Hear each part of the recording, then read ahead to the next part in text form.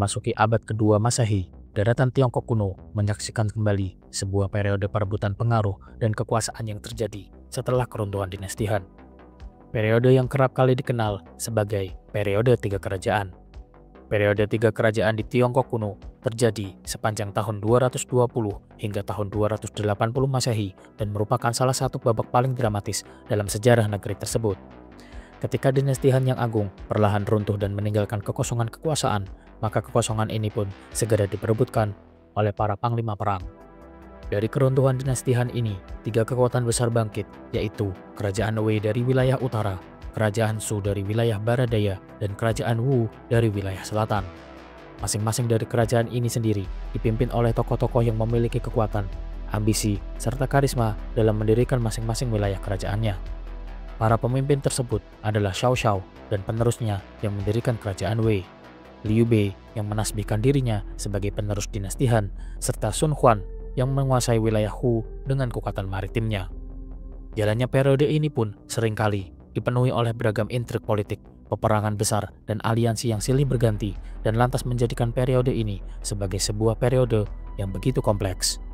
Pertempuran-pertempuran legendaris seperti Perang Tebing Merah bukan hanya menentukan nasib wilayah saja, namun juga menegaskan batas kekuatan di antara tiga kerajaan tersebut. Di balik berbagai pertempuran, terdapat strategi brilian, diplomasi yang licin, dan serangkaian pengkhianatan menjadi warna yang tak dapat dipisahkan dari perjalanan periode ini. Rakyat pun mengalami masa-masa sulit karena perang yang berkepanjangan, serangkaian kelaparan, dan beban pajak yang sangat berat bagi mereka. Selama 6 dekade lamanya, ketiga kerajaan ini saling berebut supremasi, saling berperang satu sama lain, saling bersaing, meskipun tak pernah ada yang benar-benar mampu menyatukan kembali Tiongkok di bawah kaki mereka. Keseimbangan yang tercipta di antara ketiganya hanya sebuah kefanaan dan bersifat sementara, karena ketiganya sama-sama tak punya nyali untuk berdiri di atas negara lainnya dan lantas menjadi penguasa tunggal. Dan sebuah ironi terjadi tatkala ketiga kekuatan besar ini harus tunduk di bawah kaki keluarga Sima yang berhasil mendirikan dinasti Jin setelah berhasil menyatukan ketiganya. Namun, rasa ingin tahu kita semua lantas menyeruak tentang bagaimana periode ini dimulai, bagaimana periode ini berjalan, apa saja intrik dan strategi yang berjalan di masa ini, siapa saja tokoh kunci dalam perang di antara ketiganya, dan bagaimana pada akhirnya keluarga Sima menjadi penakluk mereka bertiga untuk berkuasa. Periode tiga kerajaan tidak dapat dipahami tanpa terlebih dahulu melihat bagaimana keadaan dinasti Han yang mengalami fase kemunduran dan lantas menemui keruntuhannya pada abad kedua Masehi. Dinasti Han yang telah berdiri sejak tahun 206 sebelum Masehi dan telah berdiri selama 4 abad lamanya. Namun, menjelang abad kedua Masehi, serangkaian kemunduran membawanya pada keruntuhannya yang tak bisa terelakkan. Keruntuhan yang disebabkan oleh ketidakstabilan politik, kelemahan kaisar yang tidak kompeten, dominasi Qasim di wilayah istana, serta meningkatnya pengaruh keluarga istana dan pejabat korup membuat kekuasaan kaisar menjadi hanya bersifat sebagai sebuah simbolis semata. Setelah masa kejayaan dinasti Han di bawah Kaisar Guangwu dan kaisar-kaisar kuat awal periode Han Timur, situasi pun berubah dengan drastis ketika para kaisar muda ataupun lemah seringkali berada di bawah kendali ibu suri, keluarga istana, atau pejabat tinggi. Hal ini pun memunculkan perebutan kekuasaan di dalam istana yang lambat laun menimbulkan instabilitas nasional. Seiring dengan berjalannya waktu, Qasim istana yang memiliki kedekatan dengan para kaisar pun mulai menjadi sangat berpengaruh dalam pengangkatan pejabat, pemberian jabatan militer, dan distribusi tanah. Mereka seringkali bersaing dengan keluarga bangsawan atau pejabat Konfusius, dan pertentangan ini pun lantas menyebabkan pengambilan kebijaksanaan secara sembarangan sehingga menimbulkan perpecahan dalam negeri. Kekuatan keluarga istana, khususnya klan Ibu Suri, juga memperburuk keadaan di mana setiap kali seorang kaisar muda naik tahta, maka keluarga dari pihak ibu berusaha untuk merebut pengaruh dan lantas mengambil kekayaan istana untuk mereka sendiri. Dan akibatnya, kekuasaan pusat pun terkoyak oleh perebutan internal, dan hal ini pun lantas membuat pemerintahan tidak mampu merespon masalah sosial ekonomi yang semakin menumpuk. Di tingkat masyarakat, kondisi sosial ekonomi dinasti Han Timur pada abad kedua Masehi juga mengalami serangkaian kemerosotan. Beberapa faktor penting seperti ketimpangan tanah yang terjadi, di mana para tuan tanah besar semakin menguasai lahan pertanian, sementara petani kecil kehilangan tanah mereka dan jatuh menjadi penyewa atau seorang buruh tani. Selain itu, beban pajak yang tinggi yang digunakan untuk membiayai perang dan beragam proyek negara justru dibebankan kepada rakyat jelata semata sementara tuan tanah besar seringkali menghindari pajak karena memiliki hubungan dengan pejabat lokal. Beban masyarakat kalangan bawah pun semakin berat tatkala datangnya bencana alam seperti banjir, kekeringan, dan juga kelaparan yang semakin memperparah penderitaan rakyat dan lantas menimbulkan gelombang pengungsian dan juga kerusuhan sosial. Kondisi ini pun pada akhirnya melemahkan basis ekonomi negara dan rakyat yang miskin serta terpinggirkan mulai kehilangan kepercayaannya terhadap dinasti yang berkuasa. Serangkaian ketidakpuasan dan penderitaan rakyat jelata ini pun lantas membuka jalan bagi pemberontakan besar yang akan segera mengguncang sendi-sendi dinasti Han Timur. Puncak dari serangkaian krisis sosial ekonomi dan politik dari dinasti Han Timur adalah meletusnya pemberontakan Sorban Kuning pada tahun 184 Masehi yang dipimpin oleh Xiang Shui dan saudara-saudaranya. Gerakan ini didasari oleh doktrin Taois dan janji akan zaman baru yang disebut sebagai zaman kedamaian besar atau Taiping. Pemberontakan ini melibatkan ratusan ribu petani dan menyebar di berbagai provinsi, meskipun pada akhirnya berhasil dipadamkan oleh tentara Han, namun dampaknya luar biasa besar bagi dinasti Han karena secara langsung menghilangkan wibawa dinasti Han. Selain itu, peran kekuatan militer daerah yang utamanya dipegang oleh para jenderal dan juga gubernur pun meningkat, dan hal ini pun karena istana harus mengandalkan mereka untuk menumpas pemberontakan yang menyebar ke seluruh negeri. Rakyat pun semakin terpecah belah dan banyak yang kemudian bergabung dengan panglima perang setempat demi mencari sebuah perlindungan. Dengan kata lain, pemberontakan Sorban Kuning menjadi awal nyata dari disintegrasi kekuasaan Han dan lantas membuka jalan menuju era panglima perang. Setelah tahun 184 Masehi, otoritas pusat dinasti Han semakin hari semakin melemah. Untuk menumpas pemberontakan yang tak kunjung reda, istana memberikan kekuasaan militer terbesar kepada para gubernur daerah dan jenderal. Namun setelah pemberontakan berakhir, mereka enggan untuk melepaskan kekuasaan tersebut. Jumlah tokoh militer dan politik lokal pun mulai menguasai wilayah mereka masing-masing, dan mereka pada akhirnya merekrut tentara pribadi, memungut pajak dari masyarakat mereka sendiri, dan menjalin aliansi atau konflik satu sama lain demi keuntungan pribadi masing-masing. Beberapa tokoh penting yang muncul dalam fase ini antara lain adalah Dong Zhuo, seorang jenderal yang memanfaatkan kekacauan politik di istana untuk menguasai ibu kota Luoyang pada tahun 189 Masehi. Lalu, terdapat Xiao Xiao, seorang politikus dan jenderal cerdas yang awalnya berangkat dari posisi kecil, namun kemudian berhasil membangun basis kekuatan besar di wilayah utara. Lalu Yuan Shao dan Yuan Shu, anggota keluarga bangsawan terkemuka yang menguasai wilayah luas, namun sering bersaing satu sama lainnya. Lalu Liu Biao, Liu Zhang, dan juga Liu Yan, gubernur dari keluarga Liu yang berkuasa di wilayah selatan dan juga barat. Dan yang terakhir adalah Sun Jian, seorang jenderal berbakat di wilayah selatan yang menjadi pendiri fondasi bagi keluarga Sun di wilayah Jiangdong. Fenomena ini pun menunjukkan bahwa kekuasaan nyata tidak lagi berada di tangan kaisar, melainkan di tangan para panglima perang regional. Setelah Kaisar Ling meninggal dunia pada tahun 189 Masehi, terjadi perebutan kekuasaan antara para kasim dan pejabat istana mengenai siapa yang akan naik tahta. Dong Zhuo kemudian mengambil kesempatan ini untuk masuk ke ibu kota dengan bala pasukannya dan lantas menyingkirkan lawan-lawan politik dan mengangkat Kaisar Xian sebagai seorang kaisar boneka. Dong Zhuo lantas memindahkan ibu kota ke wilayah Chang'an dan memerintah dengan serangkaian tirani, membakar Luoyang dan memicu kebencian yang kian meluas terhadap dirinya. Peristiwa ini pun lantas memperburuk citra dinasti Han Timur karena rakyat dan pejabat semakin kehilangan kepercayaan terhadap legitimasi kaisar yang telah diperalat oleh Dong Zhuo. Dan sebagai reaksi atas kekuasaan Dong Zhuo yang dipenuhi tirani, beberapa panglima perang pun mulai membentuk koalisi anti Dong Zhuo di bawah pimpinan Yuan Shao. Walaupun pada awalnya aliansi ini berdiri dengan kokoh, namun karena perpecahan internal, perebutan wilayah, dan ambisi pribadi masing-masing pemimpin menjadikan aliansi anti Dong Zhuo pun berakhir dengan kegagalan. Kegagalan koalisi ini pun menunjukkan bahwa tidak ada lagi otoritas yang bisa menyatukan Tiongkok karena masing-masing panglima perang mulai memusatkan perhatian mereka untuk memperkuat wilayah kekuasaannya masing-masing. Seiring dengan berjalannya waktu, dari sekian banyak panglima perang yang muncul pasca pemberontakan Sorban Kuning dan kekacauan dari Dong Zhuo, hanya 3 kekuatan besar yang bertahan dan mampu mendominasi lanskap perpolitikan dinasti Han Timur. Xiao Xiao yang berkuasa di wilayah utara dengan basis di daerah pertanian subur lembah Sungai Kuning, mengokohkan kekuasaan dengan beragam strategi politik dan militer yang cerdas. Lalu Sun Quan yang berkuasa di wilayah selatan yang melanjutkan warisan dari Sun Jian dan juga Sun Ce keluarganya. Ia membangun kekuatan maritim dan basis ekonomi kuat di wilayah Jiangdong. dan juga Liu Bei yang berkuasa di wilayah barat dan mengklaim dirinya sebagai penerus sah dinasti Han dan menguasai wilayah Sichuan. Tiga kekuatan inilah yang kelak menjadi cikal bakal dari periode tiga kerajaan. Selain faktor militer dan politik, legitimasi kekuasaan juga memainkan peranan penting dalam runtuhnya dinasti Han. Kaisar Han yang pada akhir masa pemerintahannya hanya menjadi sebuah simbol negara tanpa kekuasaan nyata, di mana mereka seringkali dijadikan boneka oleh para panglima perang atau keluarga istana. Hal ini pun lantas menimbulkan pertanyaan di kalangan elit tentang siapakah yang sebenarnya berhak untuk memimpin Tiongkok.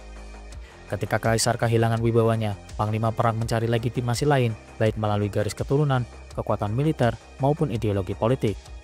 Xiao Xiao menggunakan Kaisar Xian sebagai alat legitimasi dengan menguasai istana dan lantas mengeluarkan dekrit atas nama kekaisaran. Liu Bei mengklaim dirinya sebagai keturunan langsung dari keluarga Han sehingga menempatkan dirinya sebagai pewaris sah dinasti Han. Serta Sun Quan yang mencari legitimasi melalui kekuatan militer dan pengakuan kedaulatan de facto dari wilayah selatan. Krisis legitimasi inilah yang akhirnya memicu lahirnya klaim-klaim atas kekuasaan baru yang pada akhirnya terbentuk menjadi tiga kerajaan. Dengan kombinasi faktor-faktor tersebut, melemahnya kekuatan pusat, pemberontakan rakyat, kebangkitan panglima perang, krisis sosial ekonomi, serta perebutan legitimasi membawa keruntuhan dinasti Han Timur pada sekitar tahun 220 Masehi.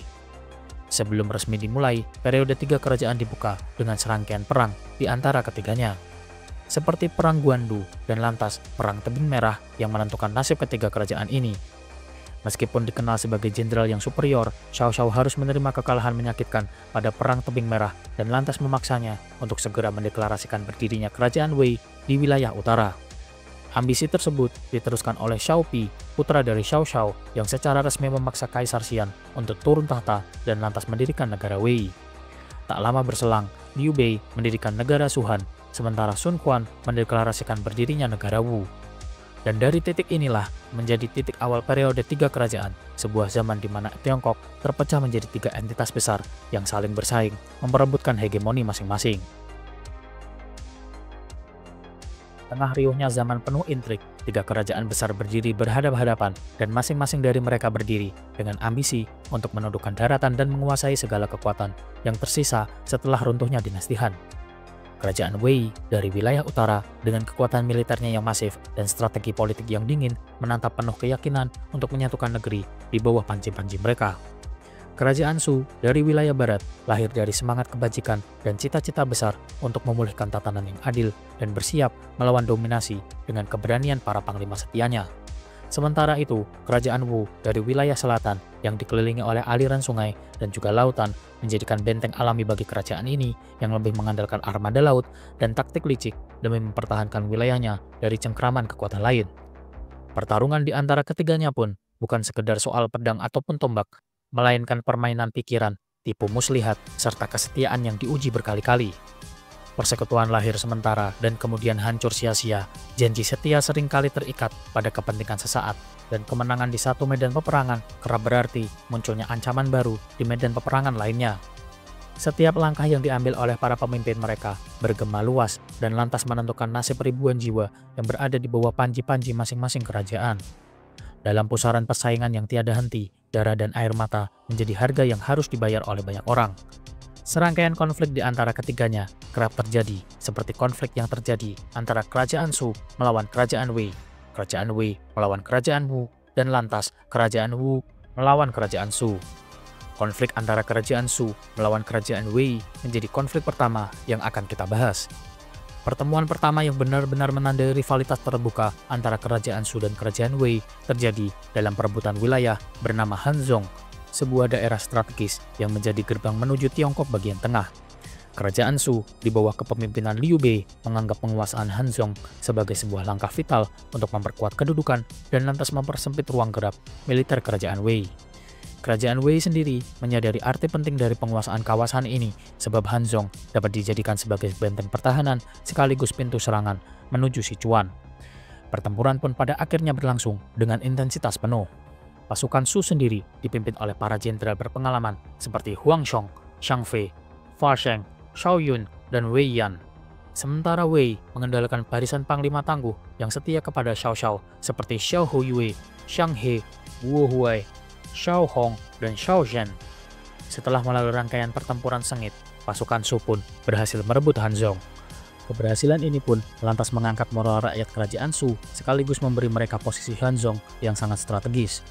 Namun kemenangan itu bukanlah kemenangan mutlak sebab Wei tetap mempertahankan kekuatan besar di perbatasan utara dan terus mengintai untuk serangan balasan. Setelah Hanzhong jatuh ke tangan Shu, konflik pun bergeser ke fase konsolidasi. Liu Bei memusatkan kekuasaan di wilayah barat daya, sementara Xiao Xiao berusaha untuk menata kembali kendali di wilayah utara. Meskipun tidak selalu berbentuk pertempuran terbuka, namun ketegangan di antara keduanya tetap terjalin secara intens, di mana kerajaan Shu terus mengirim pasukan untuk memperkuat garis pertahanan, sedangkan kerajaan Wei mencoba untuk melemahkan lawannya tersebut melalui serangkaian operasi militer skala kecil dan juga politik propaganda. Di sisi lain, keseimbangan mulai berubah setelah wafatnya Liu Bei. Tongkat kekuasaan berpindah kepada Liu Shan yang kemudian mengandalkan Zhuge Liang sebagai otak strategi militer dan juga politik kerajaan Shu. Bagi Wei, ini adalah peluang emas untuk menekan kerajaan Shu, namun bagi Zhuge Liang, situasi ini justru menjadi panggung untuk menunjukkan kejeniusannya.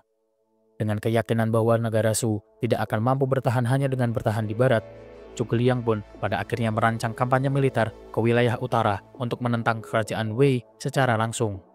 Ekspedisi pertama pun dilakukan oleh Zhuge Liang dan berhasil menguasai beberapa benteng di perbatasan dan lantas menimbulkan kegelisahan di pihak Wei. Namun faktor logistik dan perlawanan keras dari pasukan Wei yang dipimpin oleh jenderal-jenderal tangguh seperti Xiao Zhen dan juga Sima Yi memaksa pasukan Shu untuk mundur kembali. Meskipun gagal menembus wilayah utama kerajaan Wei, ekspedisi ini membuktikan bahwa kerajaan Shu berani melawan kekuatan raksasa seperti kerajaan Wei secara frontal. Tak berhenti di sana, Zhuge Liang kembali melancarkan ekspedisi kedua, ketiga, hingga kelima, dan dalam setiap kampanyenya, ia memperlihatkan kejeniusannya dalam serangkaian manuver, tipu daya, hingga bagaimana cara dia mengatur ulang logistik untuk mendukung kampanye militer. Taktik perang akal yang ia terapkan membuat negara Wei seringkali kerepotan meskipun pasukan mereka jauh lebih besar. Pertempuran yang terjadi di wilayah Jieteng menjadi salah satu momen yang sangat krusial di mana pasukan negara Shu sempat berada di ambang kemenangan, akan tetapi kegagalan salah satu jenderalnya dalam mempertahankan posisi membuat keseluruhan rencana Zhuge Liang menuai kegagalan. Negara Wei sendiri terus mempercayakan barisan pertahanannya kepada Sima Yi, seorang jenderal yang terkenal, sabar dan juga cermat.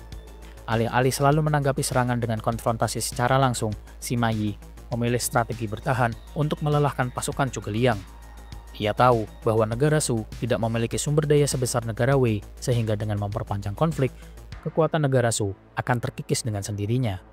Serangkaian ekspedisi besar itu mencapai titik balik pada ekspedisi terakhir ketika Zhuge Liang akhirnya meninggal dunia di garis depan. Kehilangan sang kanselir jenius membuat negara Shu kehilangan otak serangan militer sekaligus sebuah simbol perjuangan melawan negara Wei. Pasukan negara Shu yang mencoba untuk tetap bertahan tidak lagi mampu melancarkan serangan ofensif besar yang sebanding dengan masa kepemimpinan Zhuge Liang.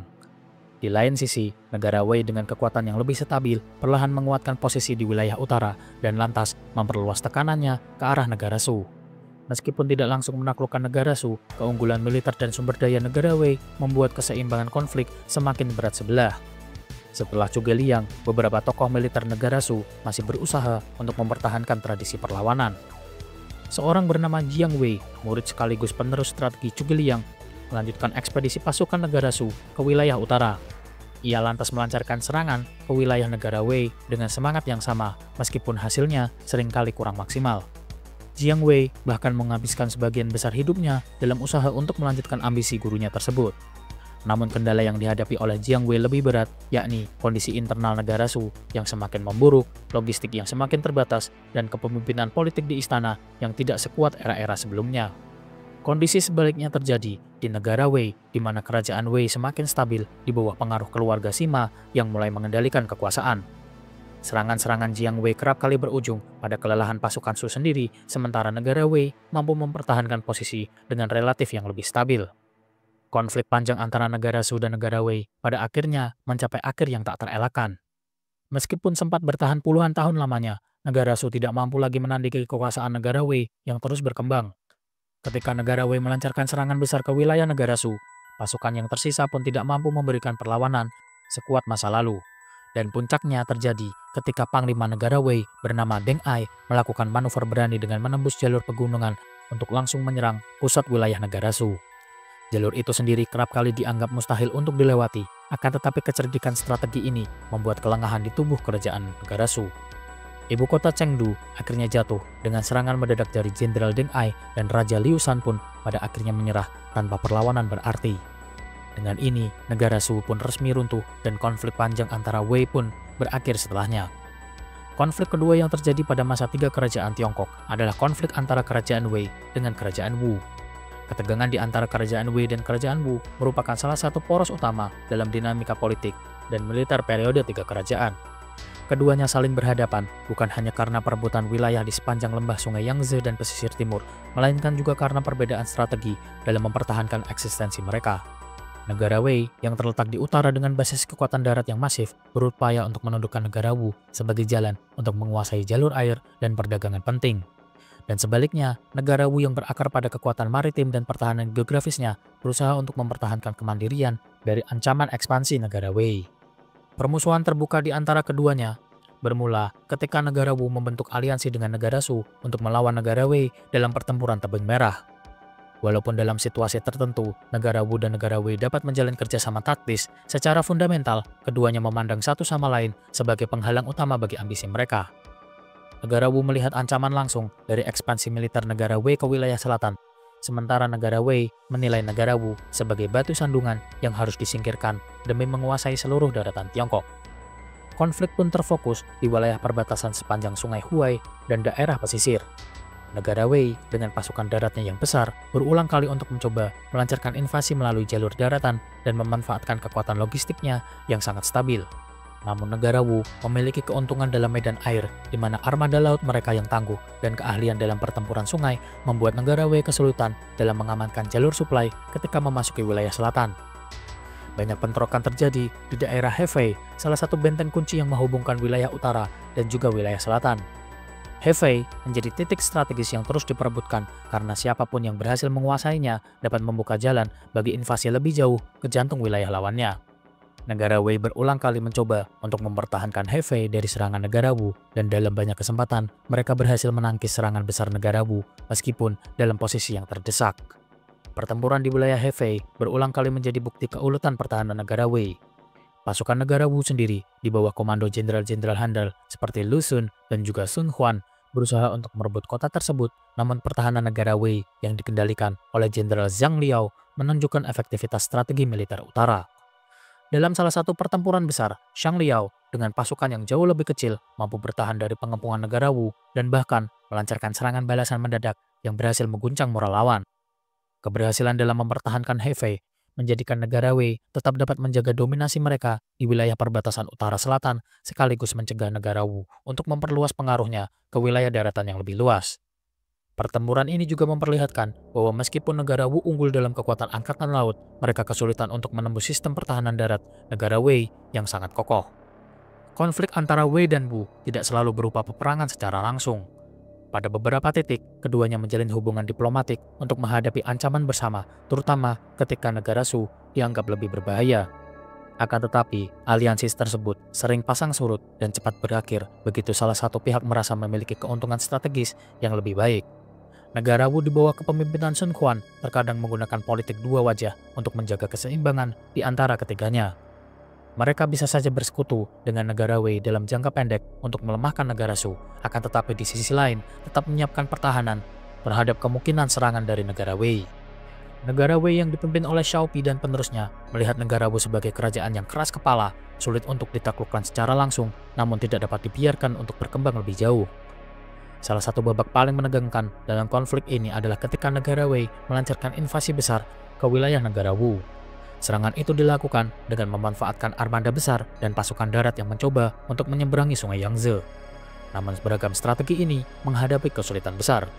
Kondisi geografis dan kemampuan pasukan negara Wu dalam memanfaatkan sungai membuat pasukan negara Wei terhambat oleh serangan balasan yang cepat dan tak terduga. Negara Wu seringkali mengandalkan benteng-benteng sungai, perahu perang, serta jebakan api untuk mengacaukan armada negara Wei. Banyak catatan yang menyebutkan bagaimana armada negara Wu mampu menghancurkan kapal-kapal besar dari negara Wei dengan memanfaatkan angin, api, dan arus sungai yang deras. Invasi besar ini pun gagal total dan menandakan bahwa menaklukkan negara Wu melalui jalur air merupakan tantangan yang besar, dan bahkan kekuatan militer negara Wei yang besar pun tak dapat memecahkan masalah tersebut. Setelah kegagalan invasi negara Wei, negara Wu pun semakin memperkuat posisinya di wilayah selatan. Mereka membangun sistem pertahanan maritim yang semakin kompleks, memperkuat benteng-benteng di sepanjang sungai Yangtze, dan meningkatkan kemampuan dari armada laut mereka.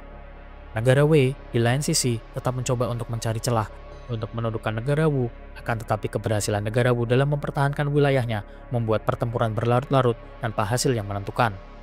Perang antara keduanya pun berubah menjadi perang bertahan, di mana negara Wei lebih banyak menekan dari wilayah darat, sementara negara Wu memanfaatkan kondisi alam dan mobilitas lautnya untuk mempertahankan diri. Pertempuran demi pertempuran pun menghasilkan banyak korban, namun tidak pernah benar-benar mengubah keseimbangan kekuatan secara drastis di antara keduanya. Konflik panjang antara negara Wei dan negara Wu memiliki dampak besar terhadap stabilitas wilayah Tiongkok. Negara Wei meskipun secara ekonomi dan militer lebih kuat, tidak mampu menaklukkan negara Wu secara tuntas. Dan sebaliknya, negara Wu tetap terjebak dalam posisi defensif dan tidak memiliki kapasitas untuk melancarkan ekspansi besar ke wilayah utara. Pertarungan ini pun menciptakan kebuntuan strategis yang berlangsung selama puluhan tahun lamanya. Kebuntuan ini juga membuka ruang bagi negara Shu untuk bergerak ke wilayah barat, memanfaatkan perhatian negara Wei yang sedang terpecah belah. Wei yang mencoba berbagai strategi untuk melemahkan negara Wu, termasuk melalui tekanan diplomatik, perekrutan pengkhianat, upaya memutus jalur suplai ekonomi, dan mereka juga membangun garnison kuat di wilayah perbatasan untuk menekan gerakan pasukan negara Wu. Namun negara Wu memiliki keunggulan karena wilayahnya yang sulit ditembus, di mana jaringan sungai, rawa, dan medan pesisir menjadikan setiap invasi membutuhkan biaya yang besar serta resiko yang tinggi. Dan konflik terakhir yang terjadi di antara ketiganya adalah konflik antara kerajaan Wu dan kerajaan Shu. Pertarungan antara negara Wu dan negara Shu dalam periode 3 kerajaan merupakan salah satu babak paling kompleks, penuh dengan aliansi, pengkhianatan, serta peperangan yang lahir dari serangkaian ambisi sekaligus kebutuhan strategis masing-masing kerajaan. Meskipun keduanya pada awalnya pernah bergandengan tangan melawan ancaman besar dari negara Wei, hubungan dari negara Wu dan negara Shu tidak pernah benar-benar stabil. Faktor geopolitik, perebutan wilayah strategis, dan ambisi hegemoni membuat keduanya kerap kali berbalik arah dari sekutu menjadi lawan. Konflik di antara keduanya mulai mencuat ketika keduanya sama-sama mengincar wilayah Jingzhou.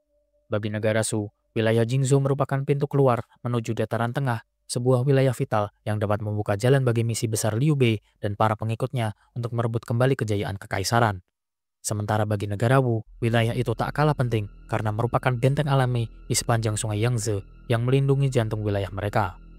Meskipun pada awalnya wilayah itu diperoleh melalui aliansi antara Liu Bei dan Sun Quan dalam perlawanan mereka terhadap Xiao Xiao, namun perjanjian mengenai kepemilikan Jingzhou tak pernah benar-benar diatur dalam dokumen kedua negara ini.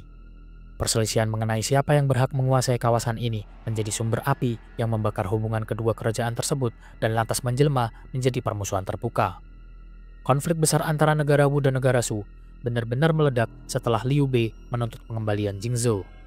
Sun Quan di lain sisi menolak permintaan Liu Bei dan bahkan melangkah lebih jauh dengan memerintahkan pembunuhan terhadap Guan Yu, jenderal besar sekaligus saudara angkat dari Liu Bei dalam kampanye negara Wu melawan pasukan negara Wei di wilayah Fan. Tindakan ini tidak hanya merenggut salah satu tokoh paling berpengaruh dari negara Shu, akan tetapi juga menorehkan luka mendalam dalam hubungan negara Wu dan juga negara Shu. Liu Bei yang murka atas kematian dari Guan Yu dan hilangnya wilayah Jingzhou menganggap tindakan dari Sun Quan sebagai pengkhianatan yang tak bisa dimaafkan. Pada sekitar tahun 221 Masehi, segera setelah dirinya memproklamirkan diri sebagai Kaisar Shuhan, Liu Bei melancarkan ekspedisi besar melawan negara Wu. Ekspedisi inilah yang menjadi awal dari pertempuran monumental di wilayah Yiling. Pasukan Liu Bei dengan jumlah besar bergerak menuju perbatasan negara Wu dan lantas menimbulkan ancaman serius bagi kerajaan tersebut. Pada masa awalnya, negara Shu mengalami serangkaian keberhasilan dan lantas berhasil mendesak pasukan negara Wu ke dalam posisi defensif. Namun perhitungan yang kurang matang dan strategi Sun Quan yang lebih cerdik berhasil membalikkan keadaan. Sun Quan mempercayakan komandonya kepada Lu Xun, seorang jenderal muda yang awalnya diremehkan oleh banyak pihak termasuk Liu Bei. Namun dalam pertempuran Yiling, pada tahun 222 Masehi, Lu Xun membuktikan kejeniusannya. Strategi yang ia gunakan ialah menunggu pasukan Liu Bei dengan sabar dan lantas membiarkan pasukan negara Shu yang terlalu percaya diri untuk memperpanjang garis pertahanan mereka di medan hutan berbukit.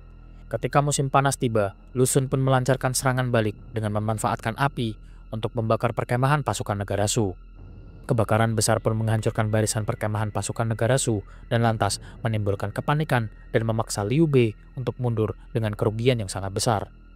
Ribuan prajurit dari negara Shu pun tewas, sementara sisa pasukannya tercerai-berai.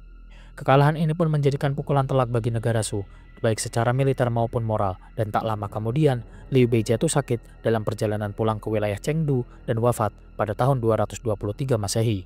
Meskipun perang besar baru saja terjadi, pragmatisme politik segera kembali berperan dalam konflik di mana negara Wei masih tetap menjadi ancaman utama bagi kedua kerajaan ini. Setelah wafatnya Liu Bei, Zhuge Liang pun mengambil alih kendali politik dan juga strategi dari negara Shu. Menyadari bahwa konflik berkepanjangan dengan negara Wu hanyalah akan menguntungkan negara Wei, ia mengupayakan rekonsiliasi dengan Sun Quan. Dan hasilnya, kedua kerajaan itu kembali membentuk aliansi strategis di mana Sun Quan yang masih menghadapi tekanan kuat dari negara Wei di wilayah utara juga menyadari pentingnya bekerja sama dengan negara Shu. Dengan demikian, meskipun luka lama belum sepenuhnya sembuh, negara Wu dan negara Shu kembali menyatukan kepentingan demi menghadapi ancaman yang lebih besar dari negara Wei di utara. Meskipun secara formal, negara Wu dan negara Shu bersekutu, namun ketegangan di antara keduanya tidak pernah benar-benar hilang. Perbatasan di sekitar Jingzhou tetap menjadi titik rawan di antara keduanya yang dipenuhi dengan benteng dan garnisun yang berjaga-jaga. Hubungan diplomatik keduanya pun juga kerap diwarnai dengan rasa saling curiga. Negara Wu seringkali merasa bahwa Zhuge Liang memiliki ambisi tersembunyi untuk kembali menguasai wilayah perbatasan, sementara negara Shu mencurigai negara Wu akan bersekutu dengan negara Wei bila situasinya menguntungkan. Oleh sebabnya, meskipun secara resmi beraliansi, kebijakan militer masing-masing kerajaan tetap memperhitungkan kemungkinan pecahnya konflik di masa yang akan datang. Dalam dekade-dekade berikutnya, konflik di antara negara Wu dan negara Shu lebih banyak terjadi dalam bentuk bentrokan kecil di perbatasan ketimbang perang besar secara terbuka. Pasukan patroli, serangan mendadak, hingga upaya perebutan pos-pos strategis terus terjadi. Namun, karena fokus utama negara Shu adalah kampanye Zhuge Liang ke wilayah utara melawan negara Wei, serta perhatian dari negara Wu yang terpusat pada pertahanan Sungai Yangtze dari ancaman negara Wei. Kedua belah pihak tidak pernah lagi melancarkan perang skala besar satu sama lainnya. Meskipun begitu, dinamika hubungan mereka tetap rapuh, di mana kesetiaan dalam aliansi lebih didorong oleh kebutuhan menghadapi musuh bersama ketimbang rasa saling percaya di antara satu sama lainnya.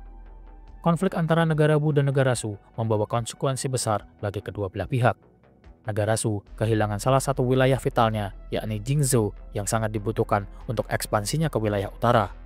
Sementara kekalahan Liu Bei di pertempuran Yiling juga melemahkan posisi negara Shu dalam percaturan kekuatan tiga kerajaan dan membuatnya semakin bergantung kepada kepiawaian dari Zhuge Liang dalam diplomasi dan juga strategi. Bagi negara Wu, meskipun berhasil mempertahankan wilayah dan membuktikan kejeniusannya melalui kemenangan dari Lu Xun, kerajaan ini sendiri juga menyadari bahwa mereka tidak bisa menghadapi baik negara Wei maupun negara Shu secara bersamaan. Dan maka dari itu, negara Wu selalu berhati-hati dalam menjaga keseimbangan kekuatan dan lantas memainkan diplomasi yang fleksibel untuk bertahan di tengah tekanan kedua kekuatan besar ini. Tiga kerajaan itu seakan terjerat dalam takdir panjang di mana kemenangan satu pihak tak akan pernah bertahan lama dan bayangan kekalahan selalu mengintai di balik kejayaan masing-masing. Dari situlah konflik abadi mereka dimulai, menorehkan kisah yang kelak dikenang sebagai salah satu era paling penuh gejolak dalam sejarah Tiongkok kuno. Setelah berpuluh tahun penuh peperangan dan intrik konflik berkepanjangan antara negara Wei, negara Shu, dan juga negara Wu, akhirnya mencapai titik akhir yang menentukan di antara ketiganya. Meskipun ketiga kerajaan ini saling berebut dominasi, pada akhirnya hanya satu kekuatan yang mampu bertahan, sementara dua lainnya pada akhirnya hancur dalam gelombang ambisi, pengkhianatan, dan perebutan kekuasaan yang tak pernah reda. Kerajaan Shu yang dipimpin oleh Liu Bei dan kemudian dilanjutkan oleh putranya yang bernama Liu Shan menjadi pihak pertama yang akhirnya runtuh. Pada masa akhir pemerintahannya, negara Shu menghadapi tantangan besar setelah wafatnya Zhuge Liang, otak strategi yang selama bertahun-tahun menjaga eksistensi kerajaan ini. Tanpa kehadirannya, negara Shu kehilangan pengarah politik dan juga militer yang jenius. Meskipun beberapa penerus Zhuge Liang seperti Jiang Wei berusaha keras untuk melanjutkan misi ofensif melawan negara Wei, namun kenyataannya strategi ini justru menguras sumber daya negara Shu. Jiang Wei yang melancarkan berbagai ekspedisi ke wilayah utara justru membebani negara Shu, di mana negara Shu kekuatannya semakin melemah, rakyat terbebani oleh pajak dan kerja paksa, sementara elit istana terjebak dalam korupsi dan intrik internal. Pukulan akhir pun datang ketika jenderal negara Wei, yakni Deng Ai, melancarkan serangan besar pada tahun 263 Masehi. Dengan strategi berani menembus jalur pegunungan yang sulit dilalui, ia berhasil mengejutkan negara Shu. Ibu kota Chengdu tidak mampu bertahan, dan lantas Liu Shan pun menyerah tanpa perlawanan berarti, dan dengan demikian negara Shu pun resmi runtuh, serta menjadi yang paling pertama dari 3 kerajaan yang hilang dari panggung sejarah. Negara Wu di wilayah selatan bertahan lebih lama dibandingkan negara Shu. Kerajaannya sendiri memiliki keuntungan geografis yang dilindungi oleh sungai-sungai besar dan kekuatan maritim yang sangat unggul. Namun, meskipun mampu bertahan dari serangan langsung, negara Wu tidak mampu mengatasi kelemahan internalnya sendiri. Setelah wafatnya Sun Quan, raja besar yang membawa Wu pada masa jayanya, kekuasaan kerajaan ini pun jatuh ke tangan penguasa lemah dan mudah untuk dipengaruhi. Konflik internal antara keluarga istana dan pejabat pun lantas memperburuk kondisi negara ini. Perebutan kekuasaan, kudeta kecil, serta melemahnya disiplin militer menjadikan negara Wu semakin rapuh. Di sisi lain, negara Wei yang telah berhasil mengalahkan negara Shu terus berkembang, sementara negara Wu lebih banyak bertahan. Serangan demi serangan dari wilayah utara mulai menekan pertahanan negara Wu, hingga pada akhirnya pertahanan mereka runtuh pada tahun 280 Masehi ketika dinasti baru yang berdiri di atas reruntuhan negara Wei mengerahkan kekuatan penuh untuk menaklukkan wilayah selatan. Sementara itu, negara Wei yang semula terlihat sebagai pihak paling kuat di antara 3 kerajaan ternyata juga tidak mampu bertahan secara utuh. Meskipun mereka berhasil menghancurkan negara Shu, masalah internal yang sudah lama menggerogoti akhirnya menghancurkan dinasti ini dari dalam. Keluarga Shao, pendiri negara Wei, secara bertahap kehilangan kekuasaan mereka karena diambil alih oleh klan Sima. Sima Yi, seorang jenderal dan negarawan ulung, berhasil menyingkirkan lawan-lawannya dan lantas menguasai pemerintahan dari balik layar. Kekuasaan pun kemudian diteruskan oleh anak-anaknya seperti Sima Shi dan Sima Shao yang semakin mengokohkan dominasi keluarga Sima. Pada tahun 265 Masehi, putra Sima Zhao, yakni Sima Yan, memutuskan langkah terakhir dalam menguasai kerajaan Wei dengan memaksa Kaisar Wei terakhir, yakni Cao Huan, untuk turun tahta. Dan dengan demikian, negara Wei pun berakhir secara resmi dan berdirilah dinasti Qin yang lantas menggantikan kekuasaan. Dinasti Qin di bawah kepemimpinan Sima Yan tidak puas hanya dengan menggantikan negara Wei, namun mereka memiliki ambisi yang lebih besar, yakni menyatukan seluruh daratan di bawah satu pemerintahan. Setelah memantapkan kendali internal, dinasti Qin memusatkan perhatiannya ke wilayah selatan, satu-satunya wilayah yang masih bebas, yakni Kerajaan Wu. Pada tahun 280 Masehi, pasukan dinasti Qin melancarkan invasi besar-besarannya terhadap negara Wu.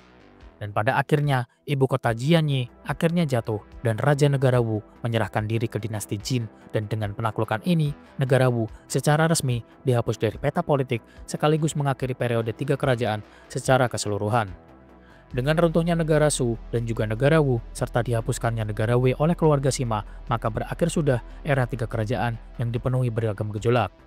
Dinasti Qin berhasil menyatukan kembali wilayah yang sebelumnya terpecah, meskipun persatuan ini tidak bertahan lama karena Qin sendiri kemudian menghadapi keruntuhan akibat perang saudara internal, invasi bangsa barbar, dan disintegrasi kekuasaan. Namun dengan berakhirnya 3 kerajaan tetap menjadi penanda penting dalam sejarah Tiongkok. Periode ini pun memperlihatkan bagaimana ambisi, strategi, dan kekuatan militer dapat mengubah jalannya sejarah, namun juga bagaimana kelemahan internal, korupsi, dan perebutan kekuasaan dapat menghancurkan kerajaan-kerajaan besar ini.